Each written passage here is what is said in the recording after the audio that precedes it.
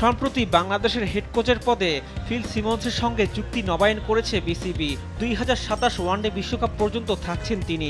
এদিকে pace bowling coach Andre অ্যাডামসের চুক্তির মেয়াদ 2026 সালের ফেব্রুয়ারি পর্যন্ত। তবে আপাতত সবকিছু ঠিকঠাক মনে হলেও অ্যাডামসের কাজে সন্তুষ্ট নয় বাংলাদেশ ক্রিকেট বোর্ড, আর এজন্য তার বিকল্প খুঁজছে বিসিবি। আর সেই তালিকার প্রথম পছন্দ বাংলাদেশের সাবেক pace bowling coach Alan Donald. এর আগে 2022 সালের মার্চে অ্যালান ডোনাল্ডকে পেস বোলিং কোচ হিসাবে নিয়োগ দিয়েছিল বিসিবি। দায়িত্ব পেয়ে তিনি আমূল বদলে দিয়েছিলেন পেস বোলিং লাইন আপ। তার অধীনে তাসকিন, শরীফুল হাসান মাহমুদ সহ পেস বোলারদের উন্নতি ছিল চোখে পড়ার মতো।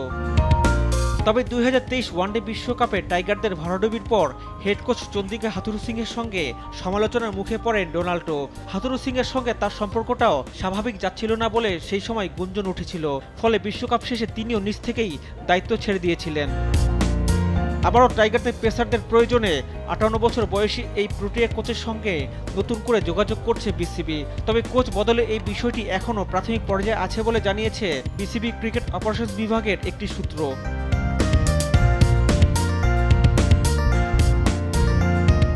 অ্যালান ডোনাল্ডের পাশাপাশি বিসিবির ভাবনায় আছেন অস্ট্রেলিয়ার সাবেক পেসার শন টেইট এবং পাকিস্তানের ওমর গুলো। তবে আগের পারফরমেন্সের বিবেচনায় ডোনাল্ডই যে বিসিবির পছন্দের তালিকায় সবার উপরে থাকবেন সেটা বলাই যায়। রিফাত আঞ্জুম, দেশ টিভি, স্পোর্টস ডেস্ক।